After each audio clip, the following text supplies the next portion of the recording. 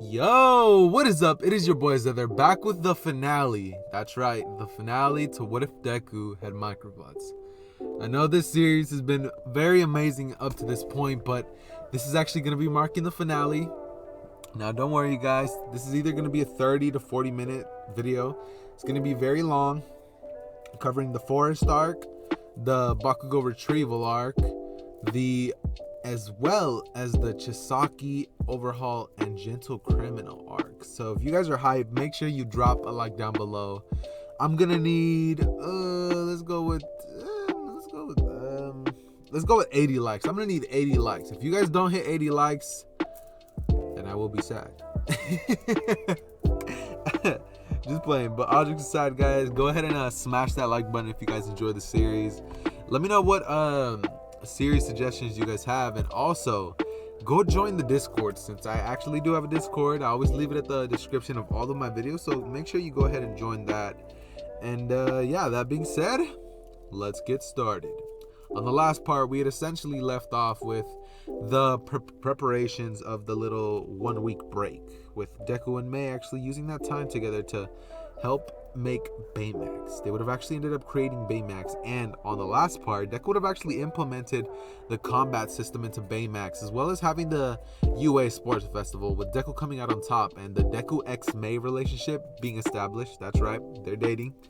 Period. It's them, nobody else. I mean, it made the most sense, and that's what you guys have been wanting, since I probably am not gonna do a Deku x Mei ship for a while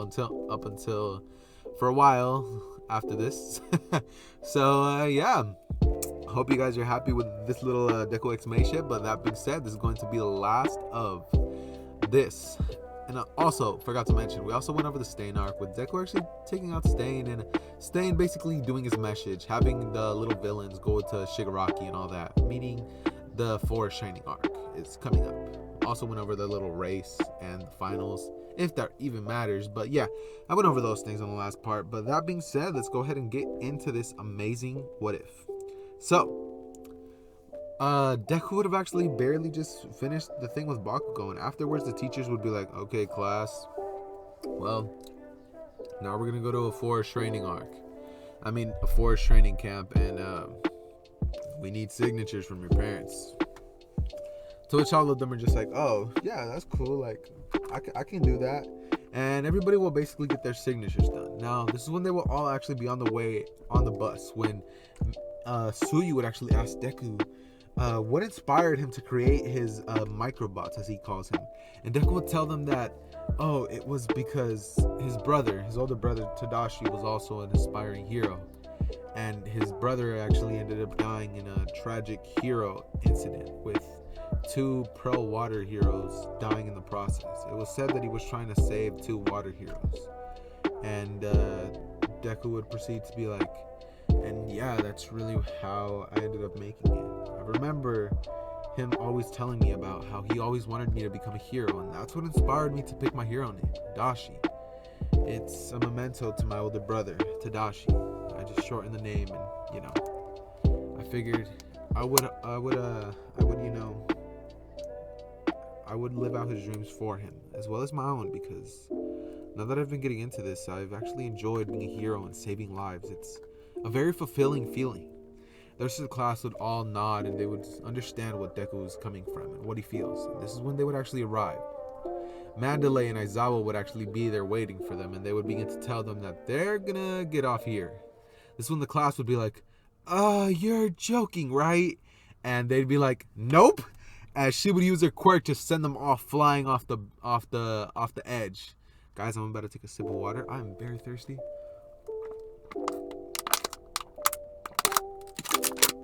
That is 1,000 times better. Oh my god. Anyways, so as soon as they're falling, Deku would deploy his microbots, and this is when he would actually catch all of the class in midair. They'd be like, wow, this is amazing, as he would make them all land safely. They would proceed to do exactly what they'd done in canon, actually scratching off an hour off of their time, since they actually had Mei and Deku there, helping them take out the bots. So the process of getting back to the base would actually be around the same amount of time that it would have taken the pros to do it. The pros would actually be extremely impressed by them. And this one, Deku would see the little boy. He would walk up to him and he would go up to Koda, sorry. He would go to Koda and Koda would come up and be like, trying to punch him in the balls, but Deku would have his microbot stop it. This one Koda would be like, whatever, as he would leave. And Deku would just be sitting there wondering what's the deal with that kid. Now, this is when they would actually have the cat heroes cook for them, and they would proceed to tell them they better enjoy it because this is the only time that's going to happen. This is when they would basically go on to have the very next day. They'd have a very chill day with them, just all having fun and laughing about things. And later on in the day, they'd have the little hot springs. This is when Deku would proceed to go into the hot spring, and everything would go as in canon. Now, Mineta would be a weirdo, and he would try to climb over to the other side. Deku, seeing this, would be like, I ain't no way that this is happening. But this is when he noticed that he actually had no microbots on him, so he'd be like, and he would actually have to use his mind to open. He would basically throw out a capsule that would have the microbots out, and it would just be like a couple 200 of them. Actually, no, 300 of them. Now, this one, Mineta would be climbing, and right before Deku could actually stop Mineta from going up, Koda would be like, you pervert, as he hits him on the top of the head. Now, this one, Deku would actually use his microbots to catch Mineta before he falls, and Koda would look at the girls passing out from the nosebleed that we all know and love, and this is when Deku would actually catch Koda midair. He would proceed to take him to Mandalay. I think that's the teacher who's like the niece or the aunt. The aunt. And this is when Deku would take her up to him. Mandalay would tell him the story of how he hates heroes because his parents were actually killed in the line of duty. Deku would ask who they are, and she would proceed to tell him that, you know, they were just some pro water hose heroes. And Deku would be like, oh, I heard about that in the news. I'm sorry to hear that. As Deku would actually have a little thought in the back of his mind, thinking, wasn't Tadashi there too on the day that he died? As Deku just kind of has that thought and just brushes it away. He's just like, it's whatever. There's no way. As Deku just basically goes on. Now the very next day would come around, and this is when Deku would actually proceed to just not exactly do training himself, but upgrade Baymax. He would upgrade Baymax's features and make him, instead of the plumpy, lovable Baymax, he would give him an option of whenever he's using in combat mode, he can slim down and have a more buffer shape. And the armor actually, like, it's nanotech now, so the armor now surrounds him whenever Deku wills it. Deku would have actually implanted a chip, and he could actually control Baymax, but Baymax has his own free will. He's his own person, I guess you could say, that Deku basically just has like a little bit of control over. This one, Deku would actually update the system and give him like a kill mode, as well as, you know, everything else that Hero had actually given Baymax in the original Big Hero 6 movie. This is when shit would start to get down. Later on in the night, Deku would actually be cooking curry when he actually sees that Koda actually walked off. He would follow him, and this is when he would see him sitting down by himself. Koda would proceed to tell Deku that he doesn't need him or the food, and he would tell Deku to leave. Deku would oblige, you know, not really wanting to get onto a sensitive topic with him, since he knows what it's like, you know. He's been there too, but you gotta get over it at some point, you know. You can't let that always hold you back from things or make you hold grudges. And Deku would just be thinking that. This one, out of nowhere, when he's halfway back, Deku would actually out of nowhere just have a weird feeling. This is when the forest would begin to burn, and Deku would be like, crap, I knew it.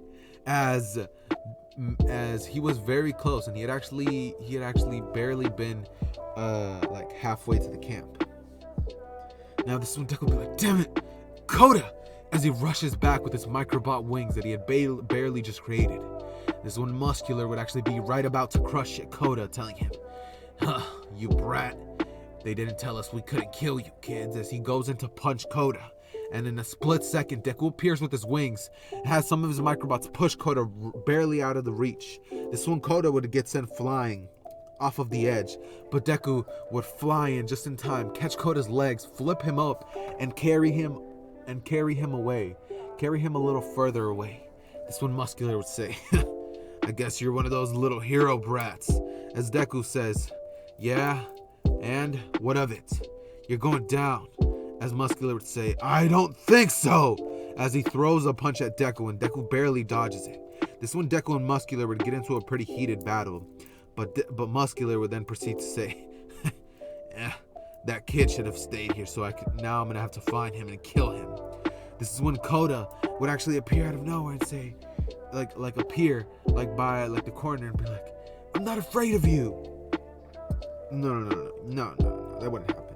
As Deku begins to fight him, and Koda's just watching in fear as Deku's going up against this guy who was about to kill him just a second ago. Deku would proceed to create a microbot armor around him, as he then begins to have his microbots hold Muscular down as he runs in there to hurt or pummel out Muscular, but Muscular would have used his muscle augmentation to create a sort of barrier between him, so he didn't really get too much damage on him, or inflicted on him, in other words. This is when Koda would actually appear out of the corner and tell him, you can do it, Deku! Or, yeah, you can do it, Deku! As Deku gets distracted and Muscular breaks out with one of his arms and enlarges one of his arms, punching Deku into a wall. This is when Deku would actually get up in pain as Muscular then says, I guess this is it for you, hero. As Deku's just thinking, no. As out of nowhere, Koda comes in and shoots water at him. This is when Muscular would be like, huh? What the hell? I'll kill you after I kill this bastard. As he then says, wait, Water Quirk, you related to those heroes who took out my damn eye. As Koda would begin to think of how his parents, this was the guy who killed his parents. As Deku, hearing this, would understand everything. He would then put two and two together and realize this was the guy who killed Tadashi. This is the guy who took his brother away from him. As he gets up enraged, coats himself in a coat of microbots as he begins to surround Muscular inside of a coffin, like a sand coffin of microbots, and tells him, you killed my brother. As Muscular begins to laugh and say, yeah, and after I kill you, I'll kill that brat too. Maybe this time I'll get the job done. As Deku looks at him dead in the eyes and says, you won't be getting any more jobs done. As he begins to crush Muscular and begin to crush him limb from limb, Muscular would muscle augment as he begins to try to fight back, but Deku's microbots would be crushing too strong. This is when Deku would decide that that's a way too easy of a death for him, and he would decide to have Muscular hang by his arms and legs into the air in a sort of torture way. This one Deku would have some of his microbots create weapons for him. A sword, you could say, as Deku stabs it into Muscular's stomach as he begins to stab into him, basically crucifying him. As Muscular screams out in pain and Deku's just having the time of his life. This is when Deku would say, I've been waiting to use this. As he whips one of his arm, and out of nowhere a giant blade, like the blue hero from Big Hero 6, the blades that he had for his powers, he would have those that appear out of nowhere, and he would say, I'm gonna take something away from you too. As he's about to cut at Muscular to kill his and end his life, May runs in out of nowhere saying, Deku, stop! As Deku's right about to kill Muscular, and Muscular's like, just breathing hard as he thinks that he's about to die. May would distract Deku as Deku holds up Muscular and says, this was the bastard who killed my brother. You wouldn't understand. As May says, if you do this, what makes you any different from him? Is this what Tadashi would have wanted? As Deku says, you don't know what he would have wanted. As May says, I don't, but don't do this, Deku. You're better than this. Bring him into justice by the book. Please. Deku, don't do this. As Deku just has a moment of weakness as he just looks at Muscular and goes, ah! As he slashes and cuts off one of Muscular's arms. And May's like, okay, good. I thought you would do it. As Deku then falls onto his knees and begins to cry, Koda does the same, thinking, he killed my... This is the guy who... As he then looks at Deku, who's crying as well, and looks at him and says, he killed my parents! And you're just gonna let him be taken away? As Deku says, he killed my brother too. That day, my brother was there too. As Koda just has a moment of kind of relating to Deku, as Deku looks at Koda's eyes and he can see that Koda's in deep pain. As Deku proceeds to think, this is not anything that anybody else should ever have to go through. As he then simply looks towards Muscular's direction and says, damn you, you scum. I hope you rot in hell. As he then has Muscular bandaged up by Baymax, the limb, before he can bleed out to death. And Deku would proceed to... Actually, boys, I'm going to stop the recording right here. I will be right back. My laptop's about to die, and if I don't stop it now, it could die and I'll lose all of my progress. And not gonna lie, this story is pretty good so far. Like I'm pretty happy with the direction that this is going in. But I'll be right back, boys. I'm back. So my laptop's a little more charged now, and I can record. So where did I leave off on? I gotta check real quick. Left off. Okay, so Muscular has just been taken out. Not bad, not bad. Okay, so this is when Deku and Mei actually would end up rushing into the woods. Once they rush into the woods, they would actually run into Dupli Arms as well as Tokiyami. When they see them, Tokiyami would be going on a rampage, and Dupli Arms would tell him that he should run away. And Deku would inform them about how Bakugo is actually the main target. This is when Dupli Arms would actually be like, no, you have to go save him then, and I'll handle this. I'll figure it out. As Deku says, no need. His weakness is light, isn't it? As Dupli Arms would say, yeah. Deku would then have some of his fire microbots rush at Tokiyami's dark shadow, making him weak to light and making him go back into Tokiyami. This is when they would rush towards Bakugo and Todoroki's location. As soon as they arrived, Deku would have his microbots Tsunami Swarm, what's his name? The guy with the teeth. I think his name was Teeth Guy. Let's just call him Teeth Guy because I forgot it. Moonfish. Yeah. Moonfish. He has a pretty forgettable but at the same time unforgettable name. It's weird. Anyways, so Moonfish would actually get taken out by Deku and his microbot Tsunami, when out of nowhere they would inform Bakugo as well as Todoroki about the situation.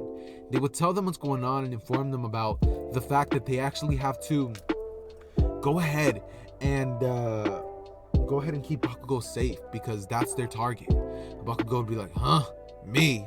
Why do they want me? As Deku would then proceed to say that maybe it's because you were acting like a villain when you lost the sports festival. As Bakugo would say, oh, yeah, that makes sense. As they would begin to run away. This is when, what's his name? The magician guy. I'm definitely gonna have to look that up. Magician, evil guy from My Hero Academia. Let's check it out. Who the heck is Macho Saku? No wonder. Oh, okay. Mr. Compress. I looked at his actual name. I was like, what is this? But yeah, Mr. Compress would come in out of nowhere. This time, he would actually end up taking... everything would remain the same. He would end up taking Tokiyami as well as Bakugo. And this is when they would arrive to see Uraraka as well as Tsuyu actually getting attacked by Toga. As soon as they get there, Deku wouldn't be in that bad of a shape. He'd be a little ruffled up, but nothing too bad. So Toga wouldn't actually be, turned on by Deku, seeing him all bloodied up. This is when Toga would actually realize that she's outnumbered and would decide that she's not stupid, so she ends up running away. Deku would be like, got me messed all the way up, and would actually proceed to have his microbots surround Toga as she traps her and starts crushing her until she passes out. He would leave her on the floor for the heroes to find her later. And this is when they would proceed to see that Bakugo isn't around. As soon as they tell Uraraka as well as the rest of them that Bakugo isn't there. This is when they would realize what happened, and Mr. Compress would reveal himself, showing them that he actually ended up taking Tokiyami as well as Bakugo. As soon as he sees this, Deku would play no games, waiting for Uraraka to do nothing. Nope, none of that. Deku would immediately activate, have a giant dragon be created, and Deku would have an Acnologia-looking dragon rush at Mr. Compress as Mr. Compress is flying into the air. Mr. Compress would basically throw the balls that he had thrown at Dabi. Dabi would catch them both, and this one Deku would actually catch them midair. He would catch them by creating wings and flying straight to them, having his microbots that were in a wing shape just land at the ground and being repelled back to him as if magnetically drawn to him. This is when Deku would actually catch them, and Mr. Compress would reveal that they were fakes. Deku would be enraged, but he would have accounted for this. Deku would have a couple of his microbots rush in and Mr. Compress grabbing Tokiyami, saving him. And this is when Dabi and all of the rest of the villains who got away, with the exception of Toga this time, would begin to run away. But this time, Deku would not let Bakugo get taken and have to face that on his own. This time, Deku would not be on that. He would straight rush into the portal, punching Dabi in there. And as soon as they get teleported, Deku and Bakugo would actually have to fight up against Shigaraki, Magma, Dabi, Twice, and Spinner, as well as Kurogiri. This is when all of the villains, as well as Deku and Bakugo, would stare down at each other as Mei arrives and she sees that Deku was taken with them. She'd be extremely distraught as she's like, "No, Deku, no, please be okay," as she reports immediately to the heroes. Aizawa would actually call All Might as quickly as possible, and All Might would be reported of this. Momo would immediately tell them about how she had put a tracking device on the Nomu, and this is when All Might would immediately rush to that location, as well as with Endeavor. So this time, Endeavor and All Might would be the only heroes reporting. Endeavor and All Might would arrive to the scene where the Nomus are in about an hour, but this would actually take a bit of note. In about, let's say, 20 minutes, All Might and Endeavor would immediately be on the scene, having it rushed there immediately. They were pretty nearby. This is when Deku would actually have a stare down at Shigaraki, as Shigaraki looks at him and says, "You bastard, you're always getting in my way. I'll kill you," as he begins to rush at Deku, and Deku has his microbots create a shield in front of him that Shigaraki ends up touching, but when he tries to decay it, the microbots turn themselves into liquid and water. And Shigaraki's like, "What is this?" as he can't decay it. And out of nowhere, Deku would have Baymax. He would have Baymax appear out of nowhere with his armor coated. This is when things would get a little more into the favor of the heroes. It'd be Deku, Bakugo, and Baymax against all of the villains. Bakugo would proceed to get into a fight with Spinner and Magma, which is actually very, very hard for him. He's trying to take them both out, but they're actually overpowering him. As soon as Baymax was deployed, Baymax would have rushed in there and shot one of his fists straight at Spinner, taking him out immediately. And then Bakugo, as well as Baymax, would proceed to try to take out Magma. They would do this very simply as Bakugo explodes the building, and then he ends up rushing at Magma, hitting him with the howitzer impact. He would take him out, and this is when Dabi would flash cremation at him as Deku creates a wall between him and them, and Twice creates a couple of clones of himself. And this is when Bakugo, Baymax, and Deku would proceed to fight against Kurogiri, Twice, Dabi, and Shigaraki. These are the only opponents. They would begin to get into a 4-on-3 battle that is way more inclined on the villain side. But Shigaraki is the one who's having the hardest time going up against them, as, oh wait, I also forgot to mention, Mr. Compress is there as well. Sorry for that. Mr. Compress is there as well, as it's actually 5-on-3. Deku would actually decide that Mr. Compress will probably be one of the targets that he needs to take out immediately, since he is the biggest threat. If he gets away, the villains could get away potentially. As Deku decides to create one of his Susanoo armors, this time looking more like the armored Susanoo. As Deku has it, straight up pull a sword out, a katana of sorts, and slash at Mr. Compress, taking him out almost immediately. The slash would have passed through Kurogiri since he's smoke, and Kurogiri would actually try to teleport Shigaraki's arms straight at Deku, but Deku would have actually accounted for this time.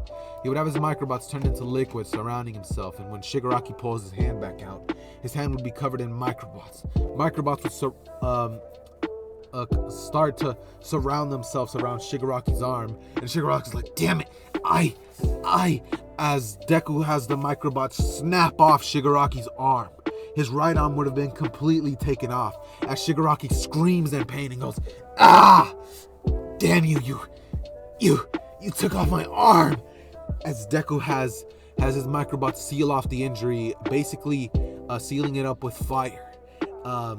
Cremating the injury, or basically fire laser sealing it, as Shigaraki would have nothing but a snub there where his arm once was. He would have only one arm, and Shigaraki would basically pass out from the pain. He'd be down.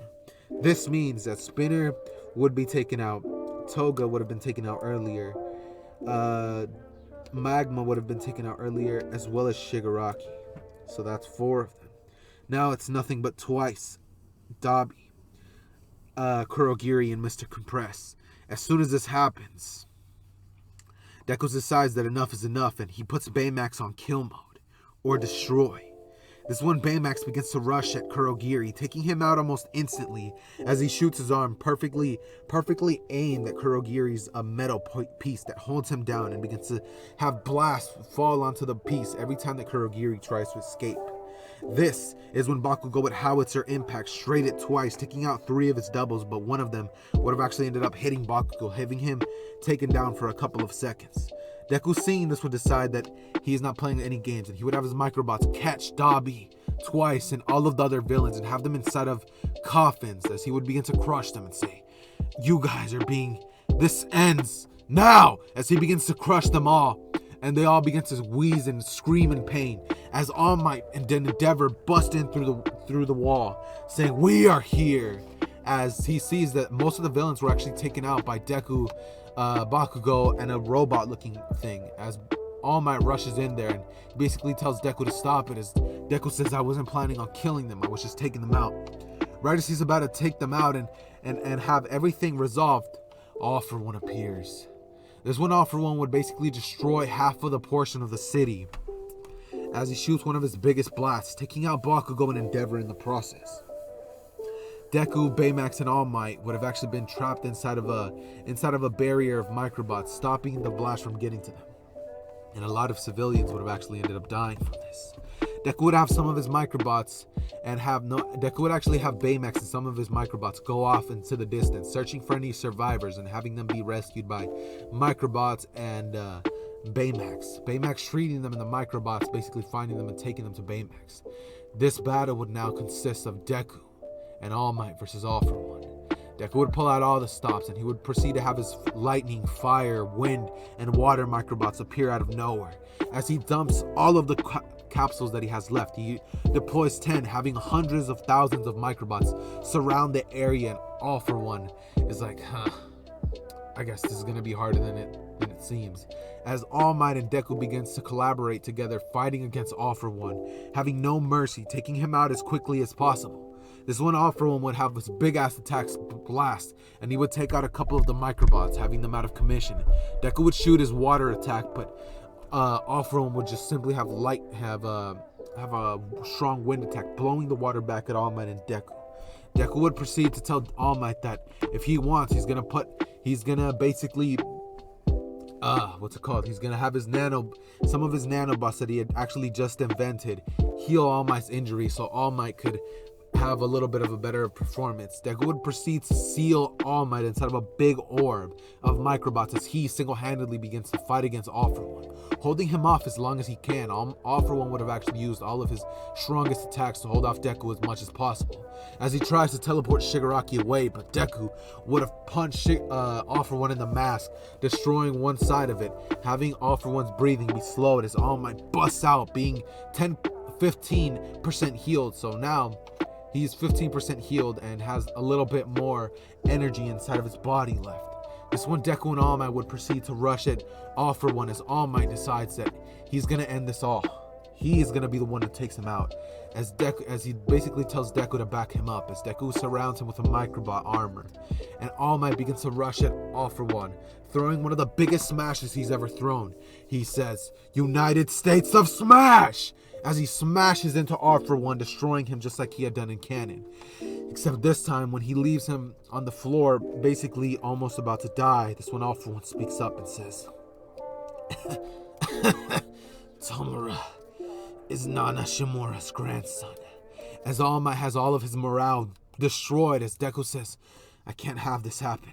As he has his microbots surround All For One as he begins to crush him slowly, having his hands ball up into a fist as he says, you're the only one who I'll feel no remorse killing. As he begins to squeeze at him as Endeavor wakes up and says, kid, don't do it. We need to take him out the right way.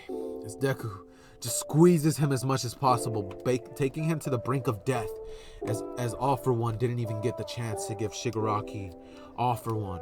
This means that the threat of Shigaraki as well as All For One would have been taken out for good, and there would be no such thing as what had ended up happening in canon. The biggest threat that they had to deal with was now over with, and all that they had to do now was deal with the cleanup of the situation. May would have actually been seeing all of these events unfold with her phone as the chopper was actually filming everything that was going down in the surrounding area.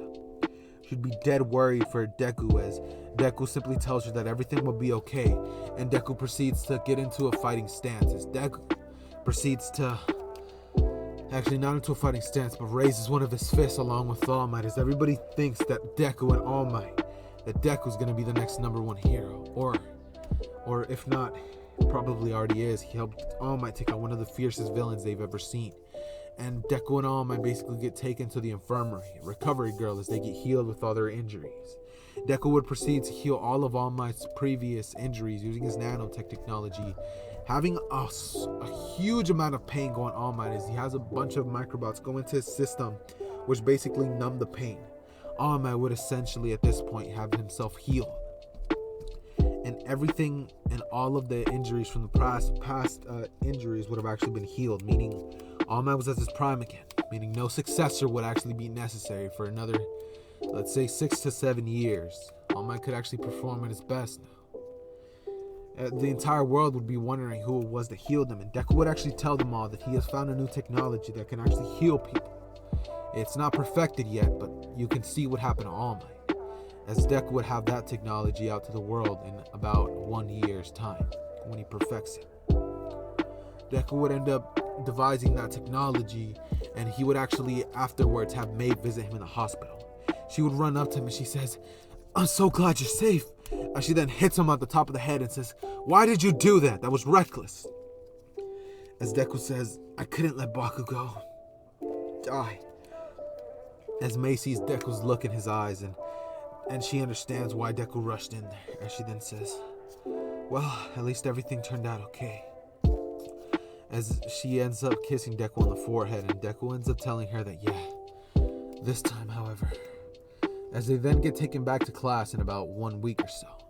When they arrive back in the class, Deku and the rest of the class would be told about Mirio, the big three. The big three would walk into the classroom talking to them about how they need more experience. And this is when Mirio would propose the challenge that he had done in canon, with all of the students actually fighting up against him at once. This is where I'm not going to be ending it off, but this is where I'm going to be pausing for a little bit. I know. This is 2 pauses in 1 video, but I actually have to get back to class.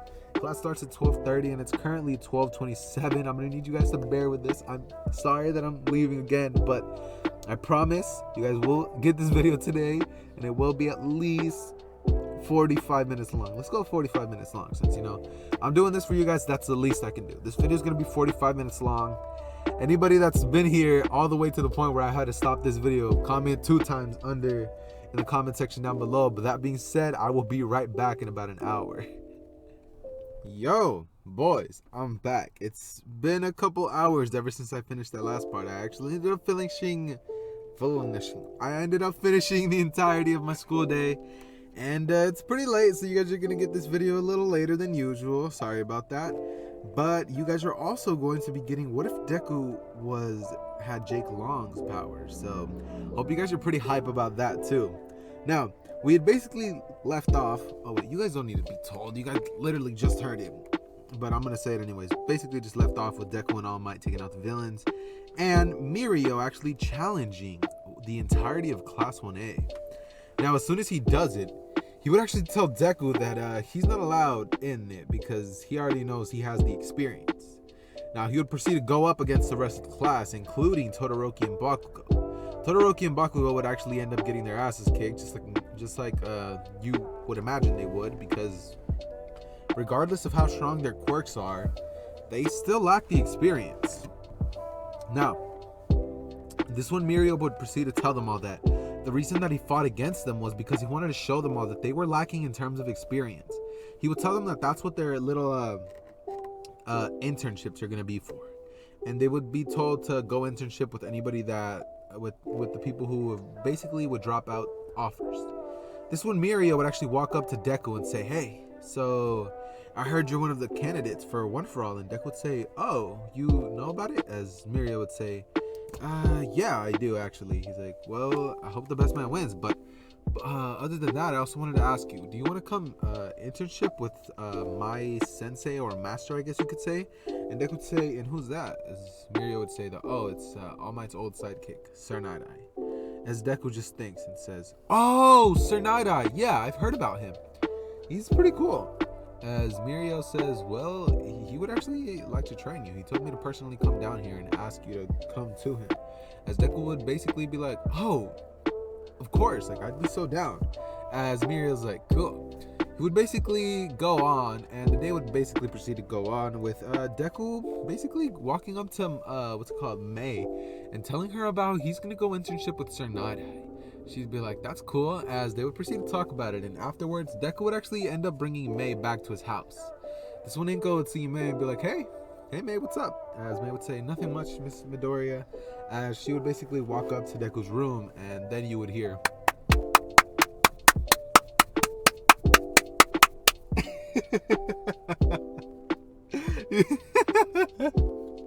you would hear that shit, right?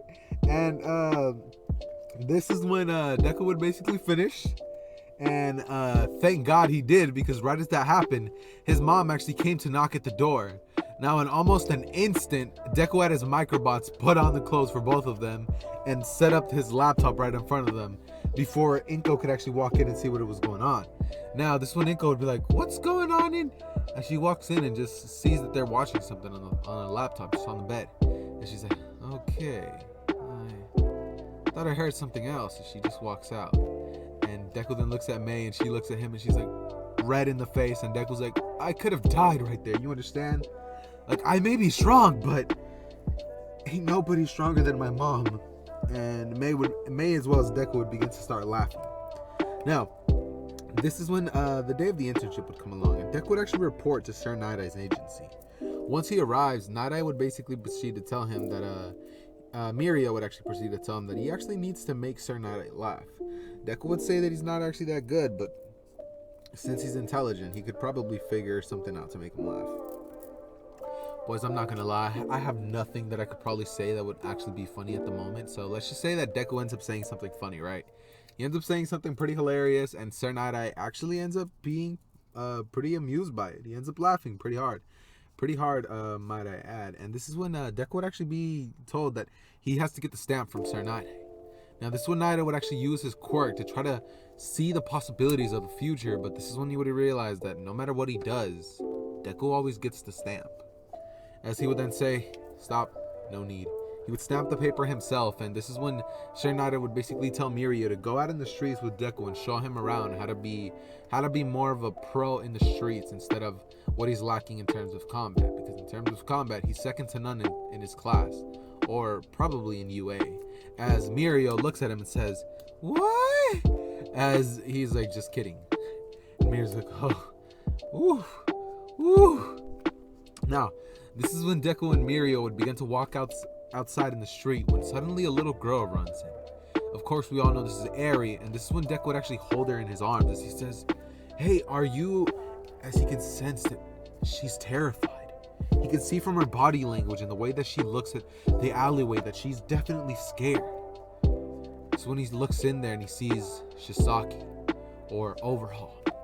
So when he sees him, he looks at Mirio's direction, and Mirio nods no. He's like, don't do it, Deku. But Deku he wasn't gonna let that slide. Deku immediately, when he sees Overhaul appearing, would shoot microbots to appear behind Overhaul, as Overhaul would basically proceed to overhaul them all, and they would turn into dust. This is when Deku would realize that this is going to be one of the hardest opponents to ever fight against, because he can render his microbots useless. This is when Deku would decide that he has to use his new and latest invention. After all of the events of something that happened, just to make it make sense, after the events of the All for One fight with All Might, Deku and May would have actually started working on a quirk canceling bullet. Except it doesn't cancel it permanently, it only takes it away for a minute. So this is when Deku decides that it's not ready yet, but it'll work for something. It's a quirk dampening, it's a dampening quirk thing. So yeah, that's basically all it is. This is when Deku would actually end up having a fight with Overhaul, and this one he would basically look at Mirio and tell him to take Eri away. He would grab her and run away as fast as he can, but Overhaul would be like, no, she's mine, as he begins to overhaul everything in sight, and Mirio begins to have a spike shot at him as Mirio jumps away, and he leaves Eri there. He phases right back through, and then he grabs Eri once again and begins to run away out of Overhaul's sight. This is when Deku says, well, at least now I don't have to worry about her and I can worry about nothing. But as soon as he turns at Overhaul, he sees that he's about to punch him. But this is when one of his microbots would actually get right in his face before Overhaul could even touch him, and he would have blocked the attack. The microbots would have turned into nothing but dust, and Deku would thank God that he had that installed, because if not, he probably would have died right there. This is when Deku would decide that he is done playing games, and he would actually have Baymax appear out of nowhere. Baymax would fly in and would be distracting Overhaul as Deku gets the bullet prototype ready, and he has his microbots create him a very sharp pinpoint rifle that has missile tracking, homing missile, as he basically shoots it at Overhaul and it cancels his quirk for about a minute. In that minute, Deku would proceed to have his microbots cage in Overhaul and slam him up and down to the point where Overhaul is just done for. He is passed out and near the brink of death. This is when Deku would actually free him and the police would arrive. They would thank Deku for what he did, but they would also ask why it was so brutal. But Deku would tell them that if that wasn't the case, Overhaul would probably just escape the prison, as they would put quirk canceling handcuffs on Overhaul as they take him away. This is when Deku would basically run up to Eri as he sees the little girl and ask her if she's okay. All of the events in terms of the cleanup would have been very simple, and Deku would actually just get to know Eri just like he did in canon, being a very sweet guy to her, and Eri would actually feel very happy and very thankful towards Deku, because Mirio took her out of there, but Deku was the one who saved her and took him out. Deku would have actually asked what he had done, and when she tells him, Deku would be sick to his stomach, thinking, how could that scum do that to somebody like this? This girl's not even 8 years old. Like, how could somebody do this? As Deku's just pissed, and he asks her what her quirk is, as she tells him, and Deku realizes that with that kind of power, Overhaul probably was creating quirk destroying bullets, as Deku reports that to Sir Nighteye, and the heroes would basically break into his base of operations that very same day, as they take down all of the villains just like they would in canon, except with more ease. Mirio's there and Deku's there, helping the entire procedure go as planned.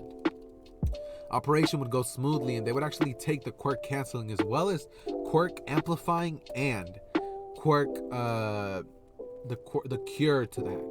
They would have this in their disposal.